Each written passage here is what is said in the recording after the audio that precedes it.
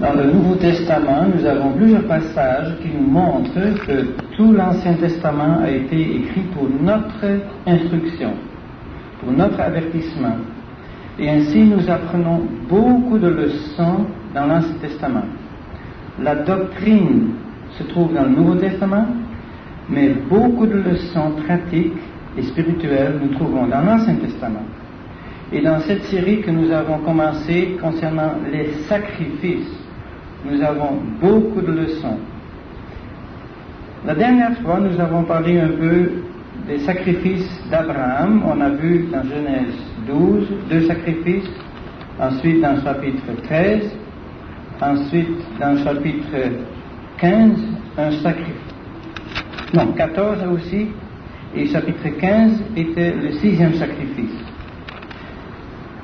Ce soir, on a devant nous Genèse 17 et 18, et là nous allons trouver le 7e sacrifice, je vais l'expliquer tantôt, et le 8e sacrifice. Et la prochaine fois, si le Seigneur nous donne encore une occasion, on verra encore deux sacrifices par rapport à Isaac, et aussi par rapport, on verra cela après la naissance d'Isaac, lorsqu'il a été sevré. Et ce soir, nous parlons donc de Genèse 17 et 18. Avant qu'on parle de 17, j'aimerais encore résumer brièvement quelques points du chapitre 16. On a vu dans chapitre 15 la foi d'Abraham, qu'il a vraiment mis sa confiance en Dieu. Et cette foi est citée dans Romains 4 comme un exemple pour nous. Abraham est le père de tous les croyants. Et ainsi, nous, les croyants d'aujourd'hui, nous apprenons beaucoup d'Abraham, qui a mis sa confiance en Dieu. Abraham était un ami de Dieu, ça veut dire quelqu'un qui aimait Dieu. Et on a vu la dernière fois que ainsi, Abraham était un vainqueur. L'amour pour Dieu va ensemble avec cette pensée être un vainqueur dans ce monde méchant où nous sommes.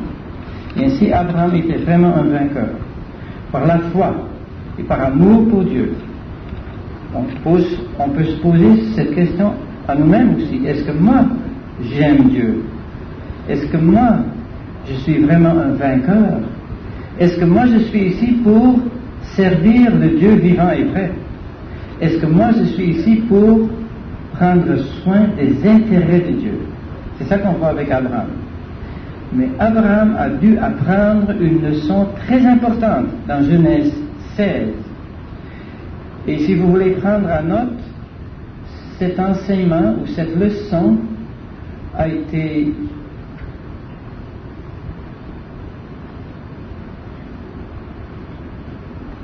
élaborée dans l'Épître aux Galates.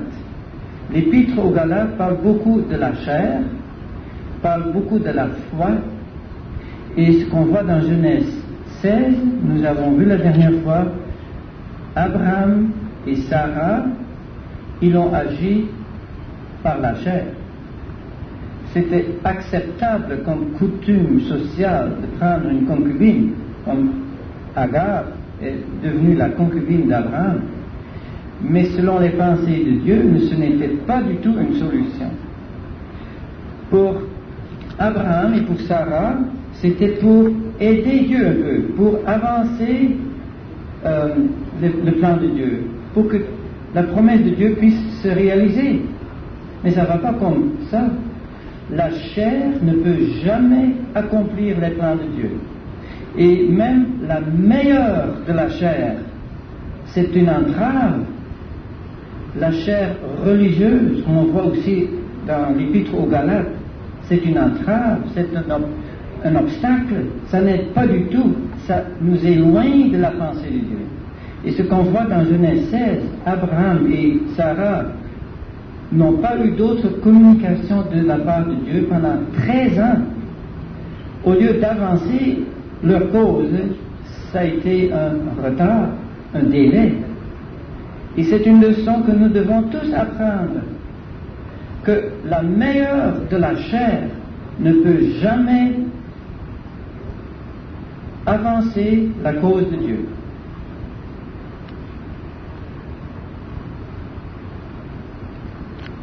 Le Seigneur Jésus a dit dans Jean 6, verset 63, la chair ne profite de rien.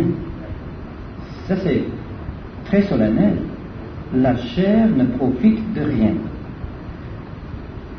Avec notre entendement, avec notre intellect, on peut comprendre quelque chose, un verset comme le verset que j'ai cité. Mais pour réaliser la signification de ce verset, ça prend souvent des expériences. Et voilà, dans Genèse 16, nous voyons l'expérience qu'Abraham et Sarah ont eue. Et dans Galates 4, Paul explique tout cela en détail. Paul explique qu'il voulait que les Galates puissent faire des progrès. Donc vous pouvez lire Galates 4 par rapport à cela.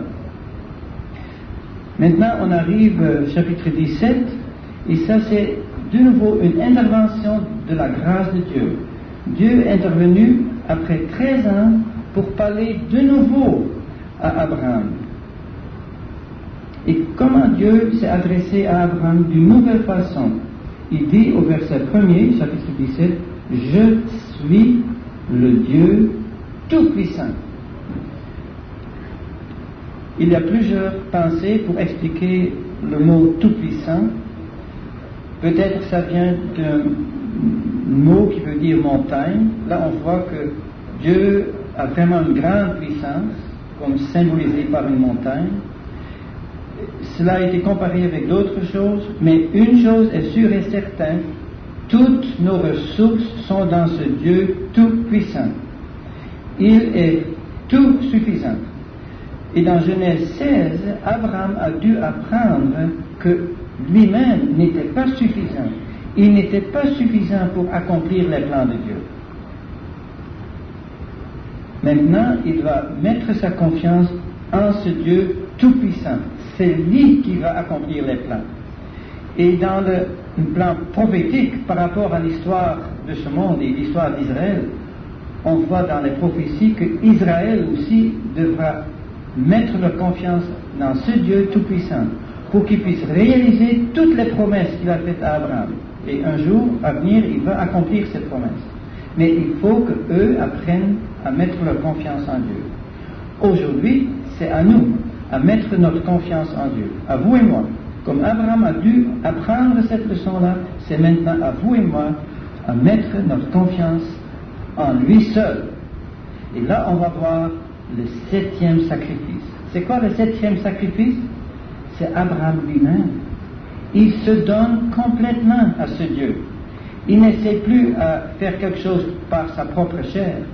Il se donne à ce Dieu tout-puissant. Et aujourd'hui, c'est à vous et moi à nous donner un sacrifice vivant. Ce Dieu tout-puissant dit au verset 1 à la fin, « Marche devant ma face ». Il fallait qu'Abraham réalise tout le temps la présence de Dieu. Dans Genèse 16, il a oublié la présence de Dieu. Il a calculé, il a raisonné, il a suivi ses propres pensées. Il a écouté la voix de Sarah. Cette fois, ce n'était pas bon. Plus tard, on va voir qu'il fallait écouter la voix d'Abraham. On va voir ça une prochaine fois du vouloir, la Genèse 21. Mais ici, la chose à réaliser pour Abraham, qu'il se mette dans la présence de Dieu. Et c'est pour nous la même chose. Se mettre dans la présence de Dieu. Comme nous l'avons exprimé dans nos prières, nous sommes ici dans la présence du Seigneur Jésus. Il est là pour nous bénir. Il est là pour nous diriger. Et puis là, il est dit, sois parfait. Ce n'est pas une perfection. Paul l'explique dans Philippiens 3. Je n'ai pas encore atteint cette perfection-là.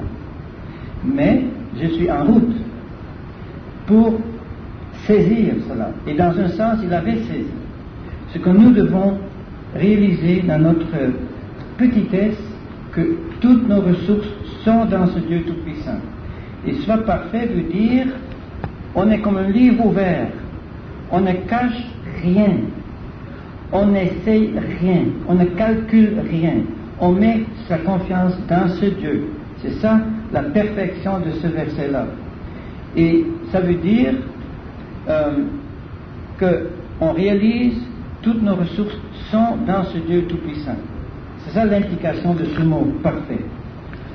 Le Seigneur l'a dit d'une autre façon dans le sermon sur la montagne, dans Matthieu 5, le dernier verset, « Soyez parfaits comme votre Père céleste est parfait ». Ça, c'est un standard très élevé. Qui peut dire « Moi, je suis aussi parfait que notre Père céleste ». Personne ne peut dire ça. Mais c'est un standard que Dieu place devant nous, que le Seigneur place devant nous, pour nous mettre dans sa présence, pour mettre notre confiance en lui et pour apprendre de notre Père céleste. Soit parfait implique donc qu'on met sa confiance en ce Dieu-là, qu'on met de côté la chair, tous nos propres raisonnements. Et puis là, Dieu dit au verset 2, « Je mettrai mon alliance entre toi et moi ». Ça, c'est le côté de Dieu. Dieu va s'engager, mais il faut avoir la bonne attitude du côté d'Abraham. Et ainsi, pour nous, bien-aimés, c'est la même chose. Dieu veut que nous soyons comme Abraham.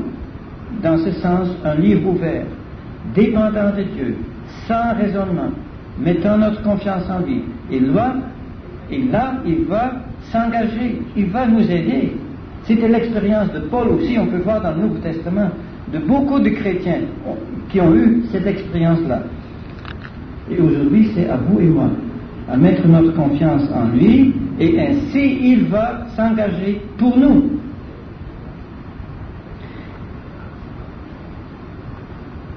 Au verset 3, Abraham tomba sur sa face.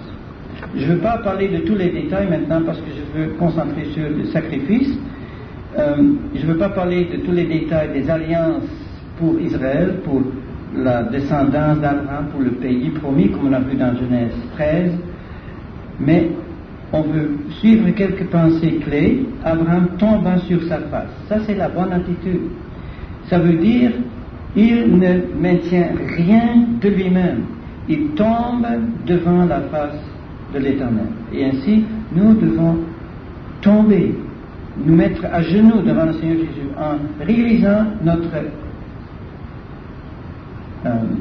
impuissance. Là, Dieu donc s'engage, il donne ses promesses à Abraham et à sa semence. Il change le nom d'Abraham au verset 5. Abraham veut dire Père élevé. Il change son nom en Abraham, veut dire Père d'une multitude. Et ainsi, la semence d'Abraham sera multipliée. Mais à ce moment-là, il avait seulement un fils, Ismaël, et Dieu parlait d'une autre semence par Abraham et Sarah. Et il dit au verset 6, « Je te ferai fructifier extrêmement, et je te ferai devenir des nations, et des rois sortiront de toi. » Des rois, on pense à David, mais surtout on pense au Seigneur Jésus, le roi des rois. Il sort des reins d'Abraham. Et verset 7, Dieu confirme, « J'établirai mon alliance entre moi et toi et ta semence après toi en leur génération pour être une alliance perpétuelle. » Donc ça c'est la promesse de Dieu. Mais Dieu inclut un sceau à cette alliance. Une alliance dans la Bible a toujours un ou deux signes qui sont comme un sceau, comme un symbole qui exprime la valeur de cette alliance. Quel sera le sceau de cette alliance? Quel sera le symbole? Ce sera la circoncision. Dans ce chapitre, Dieu l'explique que toute la semence d'Abraham, les garçons, les hommes, seraient circoncis. Au verset 10, c'est ici mon alliance que vous garderez entre moi et vous, et ta semence après toi, que tout mâle entre vous soit circoncis. La circoncision est un signe extérieur, membre de l'homme, mais cela a une signification spirituelle. Cela a aussi une signification pour nous, pas seulement pour Abraham, mais pour nous les croyants, les enfants, les fils d'Abraham aussi. Je vais juste lire un verset dans Philippiens 3, où Paul parle de cette circoncision, ce que ça veut dire pour nous. Donc pour nous, ce n'est pas une question d'avoir une opération physique. Pour nous, ce qui compte est l'impact spirituel. Philippiens 3, verset 3 l'explique.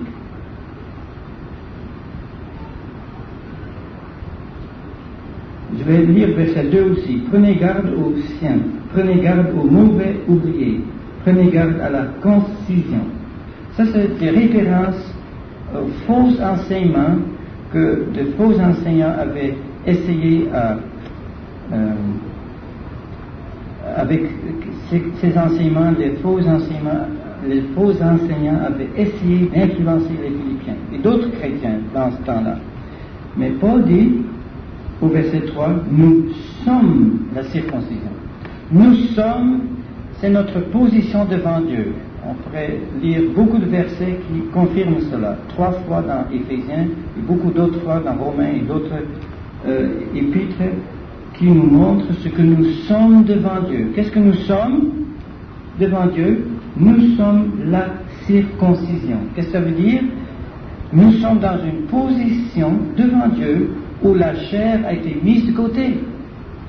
Nous sommes dans la communion avec Dieu et ça exclut toute action de la chair. Et ainsi, nous pouvons rendre culte par l'Esprit de Dieu et nous glorifions dans le Christ Jésus. À la fin, il répète qu'ils n'avons pas confiance en la chair. Donc ça, c'est la confirmation encore de la part de Paul pour expliquer la circoncision. La mise de côté de la chair. Aucune confiance dans la chair. Et ainsi, on a vu dans Genèse 16, Abraham a dû apprendre cette leçon-là. Nous, aujourd'hui, nous devons apprendre cette leçon. Chaque génération de chrétiens doit apprendre cette leçon-là. Donc on revient à Genèse 17. Pourquoi ce signe était tellement important? Parce que ça confirme que la promesse de Dieu va être accomplie en excluant l'influence de la chair, en excluant toute activité de l'homme. La promesse de Dieu va être accomplie sur la base de ses actions à lui, lui qui est le Dieu Tout-Puissant. Et ainsi, nous devons apprendre cela aussi. Paul a, à un moment donné, prié le Seigneur a dit, ma grâce te suffit, car ma puissance s'accomplit dans l'infirmité. Et là, Paul a dit, je me glorifie très volontiers, plutôt dans mes infirmités, dans ma faiblesse, afin que la puissance de Christ demeure sur moi. Ainsi, Paul a eu cette expérience pratique tout le temps pour mettre sa confiance en Dieu, pour mettre sa confiance dans le Seigneur Jésus. Il est tout suffisant. Et notre secours est en lui, pas en nous-mêmes, ou dans nos pensées, ou dans nos actions, ou dans nos plans. Nos ressources sont en lui. Excusez. Puis ensuite, on voit au verset 16 que Dieu a encore répété sa promesse, au verset 16, parlant de Sarah, je la bénirai, et même je te donnerai d'elle un fils, et je la bénirai, et elle deviendra des nations, et des rois de peuples sortiront d'elle. Et là, on voit au verset 17, Abraham tomba sur sa face. Donc c'est la deuxième fois. Et il rit et dit en son cœur, naîtrait-il un fils, un homme âgé de 100 ans. Ici, ce n'est pas le rire d'incrédulité, comme avec Sarah dans Dieu, et il est tombé sur sa face. On voit cela souvent dans la Bible. Ce n'est pas tomber en arrière sur notre dos, comme avec beaucoup de sectes, c'est le cas. Nous tombons sur nos faces devant Dieu. Et lorsqu'Abraham a tombé, c'était sur sa face, donc devant Dieu, pas tomber en arrière comme ça. C'est Satan qui fait ça. Mais Dieu nous attire à lui-même pour qu'on puisse tomber sur sa face devant lui. Et ça implique, le mot sacrifice n'est pas utilisé ici, mais ça implique qu'il se donne en sacrifice. Maintenant, il n'a plus rien en lui-même. Il réalise que tout est en Dieu. Il tombe sur sa face. Il met toute sa confiance en Dieu. Donc cette action symbolique souligne le point qu'on a vu tantôt. Le Dieu Tout-Puissant, toutes nos ressources sont en lui. Et aujourd'hui, le Seigneur Jésus dans la gloire, toutes nos ressources sont en lui, comme Paul explique dans Philippiens 3 et d'autres passages.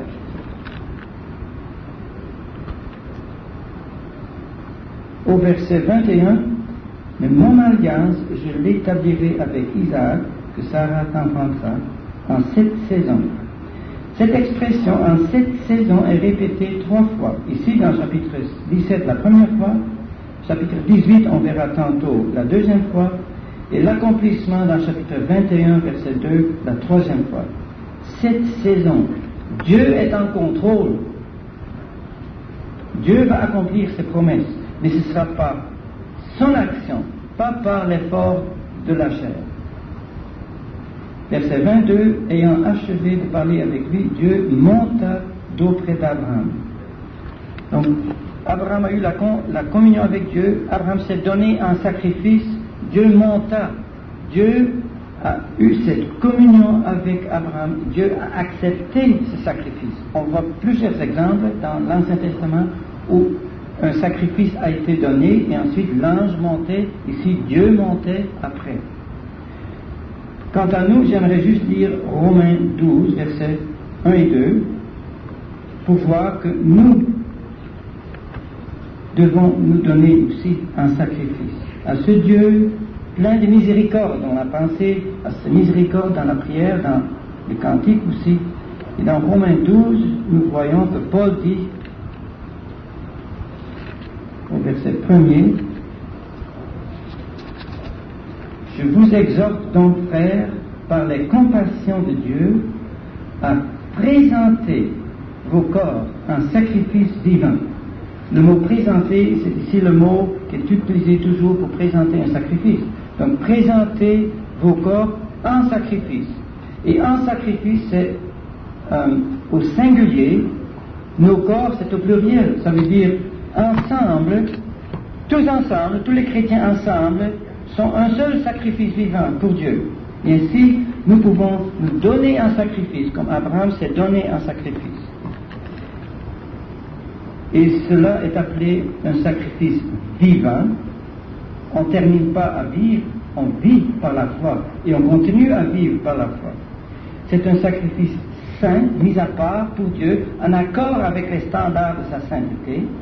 Et c'est un sacrifice agréable à Dieu. Ça veut dire pour son bon plaisir.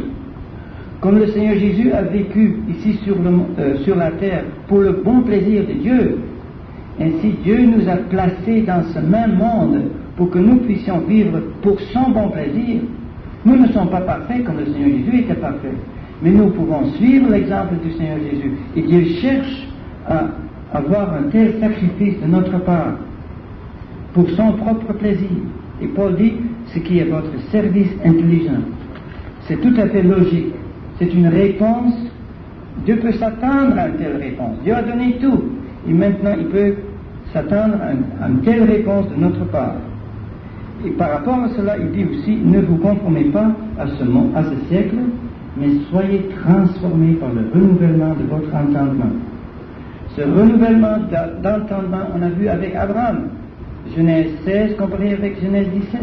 Et ainsi, c'est pour nous aussi un renouvellement de notre entendement, de nos pensées, pour discerner quelle est la volonté de Dieu. La volonté bonne et agréable et parfaite. C'est toute une étude, on pourrait parler toute une soirée sur ces 2 versets. Mais c'est juste un exemple qui confirme le sacrifice d'Abraham est un exemple pour nous donner un sacrifice vivant, ensemble, pour la gloire de Dieu. Et ça nous amène au chapitre 18, parce que Abraham a obéi, il a exactement fait ce que Dieu lui avait dit. On n'a pas lu cela, mais on voit au verset 23 du chapitre 17, Abraham prit Ismaël son fils et tous ceux qui étaient nés dans sa maison et tous ceux qui avaient été achetés de son argent, tous les mâles parmi les gens de la maison d'Abraham, il circoncit la chair de leur prépuce en ce même jour-là, comme Dieu lui avait dit. Et Abraham était âgé de 99 ans lorsqu'il fut circoncis en la chair de son prépuce. Donc c'était pour lui aussi, etc. Donc l'obéissance, il a accompli la pensée de Dieu, et voilà, la réponse de la part de Dieu. Qu'est-ce qu'on voit au chapitre 18? Dieu donne encore une autre réponse à Abraham. Abraham a donné une réponse à Dieu, il a mis sa confiance en Dieu, il a obéi, maintenant Dieu peut aller de l'avant avec lui. Dieu vient le visiter. Quelle visite merveilleuse! Au chapitre 18, l'Éternel lui apparut auprès des chênes de Mamré. C'est une position bénie. Abraham était là comme pèlerin. En grand contraste avec Genèse 19, nous voyons Lot qui reçoit aussi la visite. Mais là, c'est les deux anges seulement. Là, ce n'était pas l'Éternel qui est allé visiter Lot. Ici, c'est l'Éternel qui lui apparut avec deux anges. Puis Abraham est assis, donc il est en repos. À l'entrée de la tente, le pèlerin, la chaleur du jour, il ne pouvait pas travailler, ce moment-là c'était le temps de siesta. Au verset 2, il leva les yeux et regarda, et voici 3 hommes se tenaient près de lui. Et quand il les vit, il courut de l'entrée de la tente à leur rencontre. Peut-être il a reconnu tout de suite que c'était l'Éternel qui le visitait. Par la foi, il donne une réponse à ce Dieu, il se prosterne. Il dit au verset 3, « Seigneur, si j'ai trouvé grâce à tes yeux, ne passe point outre, je te prie, d'auprès de ton serviteur, qu'on prenne, je te prie, un peu d'eau et vous lavez vos pieds. » Imaginez-vous, j'arrête ici. Abraham voulait faire quelque chose pour le bon plaisir de Dieu. Vous lavez vos pieds, c'est pour les rafraîchir. Quelle action de la part d'Abraham! Il n'avait pas peur dans la présence de Dieu. Il a joui de la communion avec Dieu. C'est une image de la communion avec Dieu. Et ainsi, le Seigneur cherche à avoir la communion avec nous. Pas que nous ayons peur de lui, mais que nous ayons cette liberté, tout en nous soumettant à lui, tout en excluant de la chair, pour avoir la communion avec lui, comme Abraham l'a eu. Et là, il dit aussi au verset 5, « Je prendrai un morceau de pain et vous réconforterez votre corps, après quoi vous passerez outre. » Donc ici, Abraham a des choses pour offrir à ce Dieu, pour que Dieu puisse avoir un repas avec lui, la communion avec lui. C'est quelque chose de très précieux pour Dieu, mais évidemment aussi pour Abraham. Ainsi, Dieu aujourd'hui cherche que nous puissions avoir la communion avec lui. Dans Jean 14, on peut lire que le Seigneur Jésus a laissé cette promesse à ses disciples.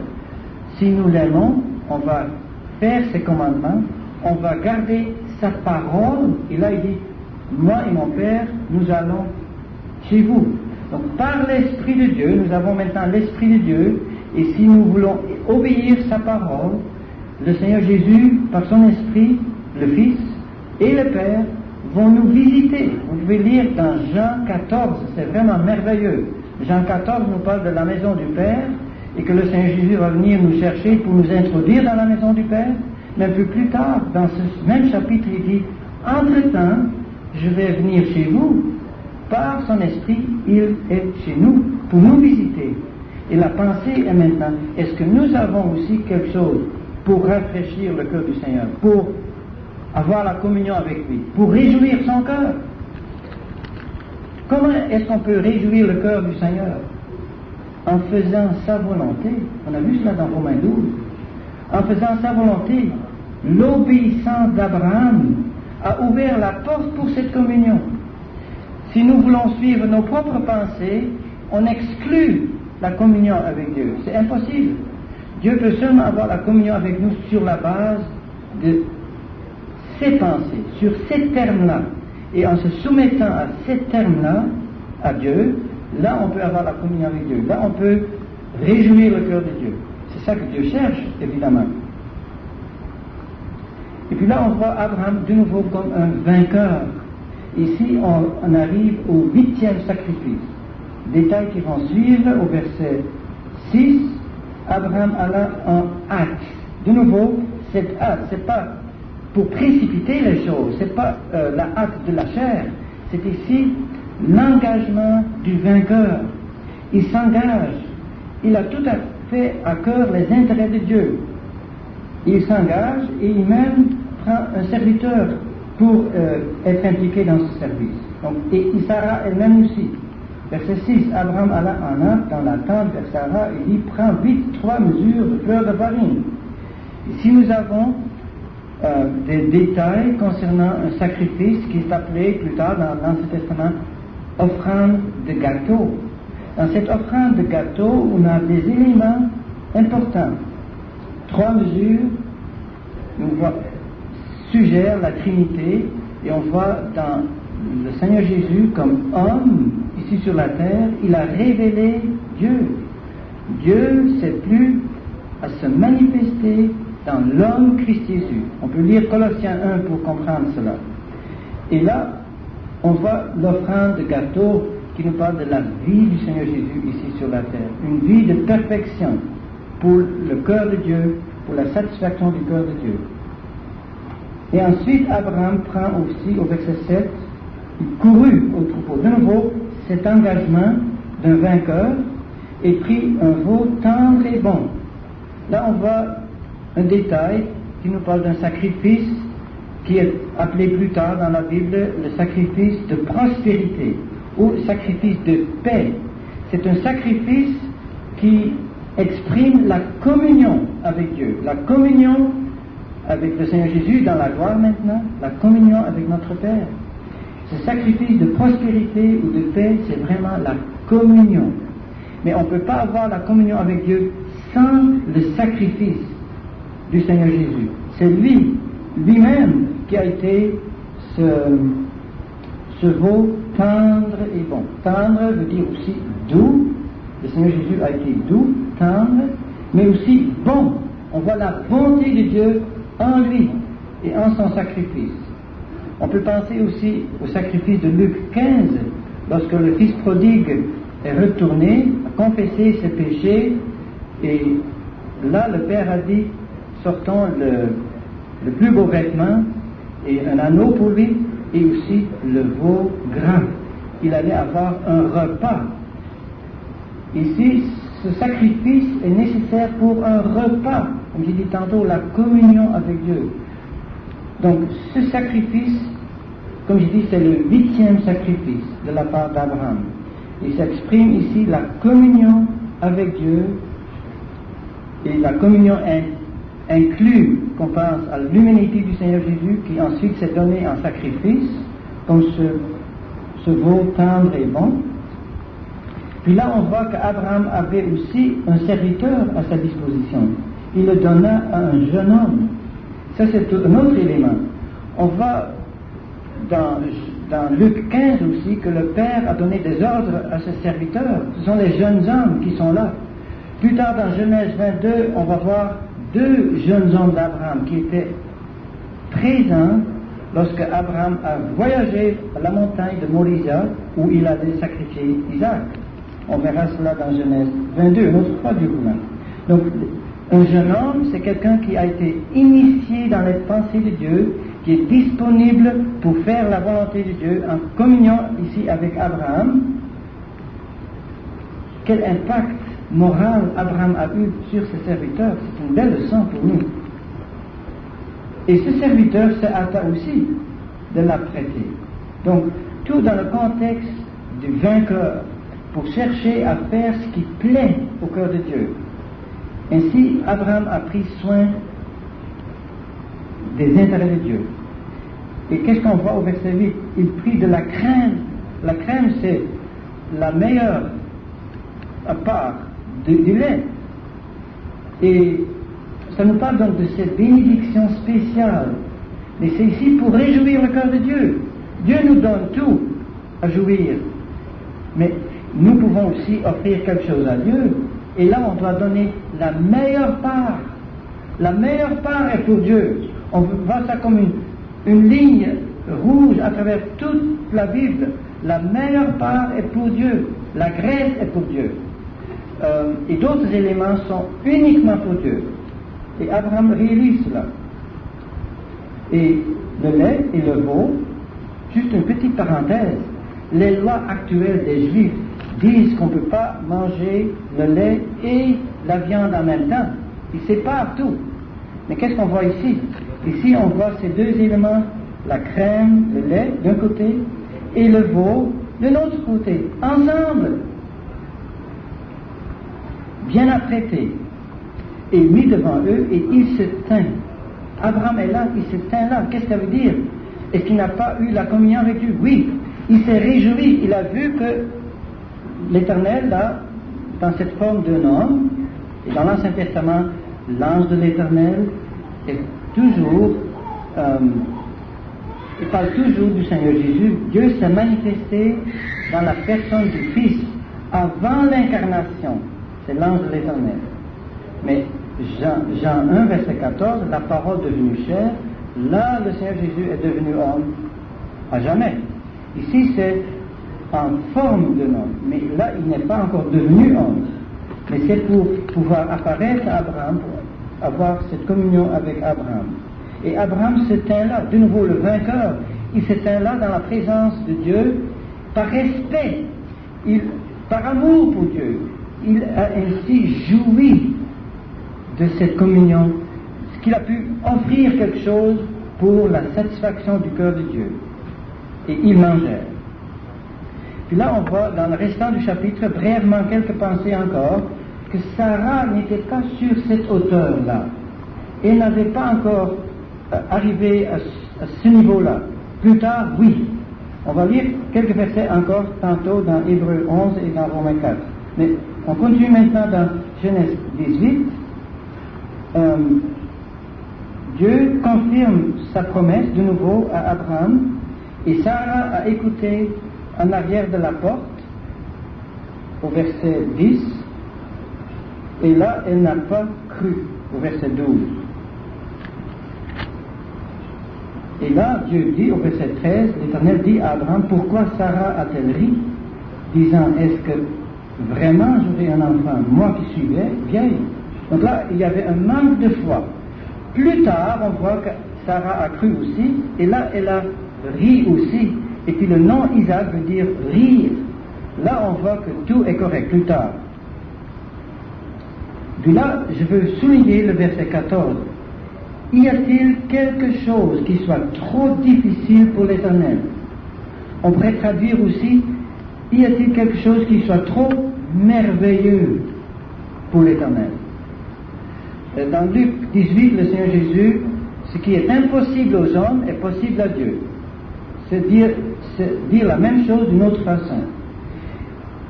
Et le mot difficile ici, ou littéralement merveilleux, nous parle du nom de Dieu. Dieu est merveilleux. Et plus tard dans Ésaïe, chapitre 9, nous voyons que c'est un de ses noms. Dieu est merveilleux. Dieu opère en merveille. C'est lui qui est merveilleux et c'est lui qui opère des merveilles. Et il le fait d'une façon merveilleuse et miraculeuse. Dieu a montré cela à Abraham, que rien n'est trop difficile pour lui. Mais pour vraiment comprendre cela, on doit lire encore quelques versets dans Romains 4 qui soulignent la foi qu'Abraham a eue. On l'a lu déjà une fois lorsqu'on a commencé de parler d'Abraham, mais je veux répéter ces 7 points qu'on trouve dans Romains 4 par rapport à la foi d'Abraham.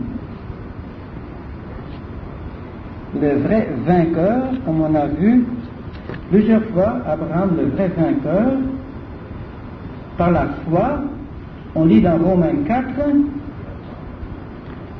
au verset 17, où Dieu dit, je t'ai établi père de plusieurs nations. Merci. Devant Dieu qu'il a cru. Le premier point. Abraham a cru Dieu. On a vu, ça veut dire il a mis sa confiance en Dieu. Pas en sa chair, pas en la meilleure de la chair. Il a mis sa confiance en Dieu. Et cela a été confirmé par la circoncision. C'est ça qu'on a vu ce soir. Qu'il a mis sa confiance en Dieu, il a mis de côté la confiance en lui-même. Et quel Dieu que c'est? Le Dieu qui fait vivre les morts et appelle les choses qui ne sont point comme si elles étaient. Ça c'est le Dieu Tout-Puissant.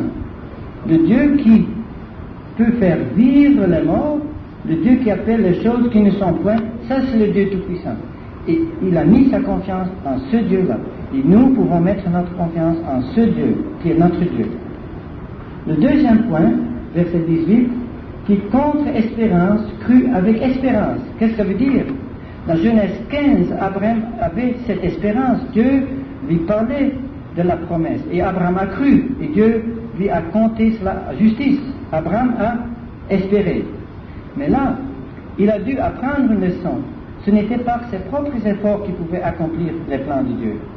Il a dû mettre son espérance de nouveau en Dieu, pas en Agar. Et là, plus tard, il a appris encore une autre leçon. Sarah a été stérile, mais Sarah avait passé l'âge pour pouvoir concevoir. Et ainsi, c'était encore un autre miracle qui était nécessaire. Pas seulement qu'elle était stérile, elle avait dépassé l'âge. Troisièmement, Abraham lui-même avait passé l'âge pour pouvoir générer un enfant. Donc là, dans ce contexte-là, où il y a trois impossibilités, humainement parlant, c'est là où Dieu agit. Ça veut dire, contre espérance, il crut avec espérance. Humainement parlant, il y avait au moins trois obstacles insurmontables. Et là, le troisième point, verset 19, confirme cela. N'étant pas faible dans la foi, il n'eut pas égard à son propre corps déjà amorti. Je l'ai dit tantôt. Ça, c'est le troisième point. Qu'il était d'environ 100 ans, ni à l'état de mort du sein de Sarah. Vous voyez, ça confirme ce que j'ai dit tantôt. Verset 20, le quatrième point. Il ne forma point de doute sur la promesse de Dieu par incrédulité. Donc, pas de doute. C'est le quatrième point. Le cinquième point, il fut fortifié dans la foi. Sa foi était fortifiée, est devenue plus forte. Au lieu que la foi a diminué, la foi est devenue plus forte. Et le sixième point, il a donné gloire à Dieu. On voit ça tout le temps avec Abraham. Abraham donne une réponse à Dieu, il donne gloire à Dieu. La réponse de la foi, c'est la réponse d'un vainqueur. Et le septième point, pleinement persuadé ou convaincu que ce qu'il a promis, il est puissant aussi pour l'accomplir. On revient au premier point. Il a mis sa confiance dans ce Dieu tout-puissant qui va accomplir sa promesse. Et maintenant, par rapport à Sarah, j'aimerais lire encore un verset dans Hébreux 11. Ce n'est pas seulement Abraham qui a cru, et on voit 7 fois dans Hébreux 11, par la foi. Je ne veux pas la répéter maintenant, mais vous pouvez voir ça pour vous-même. Dans Hébreux 11, 7 fois par la foi avec Abraham. Et une de cette fois, c'est au verset 11, on voit que la foi d'Abraham va ensemble avec la foi de Sarah. Donc là, on voit que Sarah est venue au même niveau, pas au début, mais maintenant, ici au verset 11 de Hébreux 11, par la foi, Sarah elle-même aussi reçut la force de fonder une postérité, et cela étant hors d'âge, puisqu'elle estima fidèle celui qui avait promis. C'est pourquoi aussi d'un seul et d'un homme déjà amorti sont nés des gens qui sont comme les étoiles du ciel en nombre et comme le sable qui est sur le rivage de la mer, lequel ne peut se compter. Donc là on voit l'accomplissement de la promesse de Dieu, c'est sur la base de la foi d'Abraham et sur la base de la foi de Sarah. Mais en même temps, comme nous avons vu, c'est par l'action de ce Dieu tout-puissant. Donc ce soir, on a vu le 7e sacrifice dans Genèse 17, c'est Abraham lui-même. On a vu le 8e sacrifice d'Abraham, c'est pour offrir quelque chose à Dieu pour le bon plaisir de Dieu. Et ce Dieu, qui est toujours satisfait en lui-même, c'est lui qui communique avec Abraham, c'est lui qui va accomplir les promesses. Et ainsi, ce sacrifice, ce 8e sacrifice parle de la communion sur le niveau le plus élevé. Et ainsi, le Seigneur veut nous aider aussi à avoir la communion avec lui. On peut lire beaucoup dans le Nouveau Testament, il nous a appelés à la communion de son Fils, Jésus-Christ, notre Seigneur. 1 Corinthiens 1, verset 9. Et la pensée de la communion est aussi une ligne à travers le Nouveau Testament. Et Dieu cherche cette communion. Dans le ciel, on va avoir cette communion pour toute éternité. Mais Dieu, notre Père et notre Seigneur Jésus, dans la gloire, il cherche à avoir la communion avec nous, comme il a eu la communion avec Abraham. Donc, le Seigneur nous aide à être des vrais vainqueurs, comme Abraham, le Père des croyants, et à avoir à cœur vraiment les intérêts de Dieu. Dans ce monde où tout est organisé pour l'intérêt de l'homme, et finalement pour l'intérêt de l'ennemi. Mais Dieu va avoir la victoire. Mais il veut nous avoir déjà comme vainqueurs, qui sont en communion avec lui, pour faire les choses pour son bon plaisir. Que le Seigneur bénisse sa parole. S'il y a encore des questions, on peut parler après la réunion. Merci.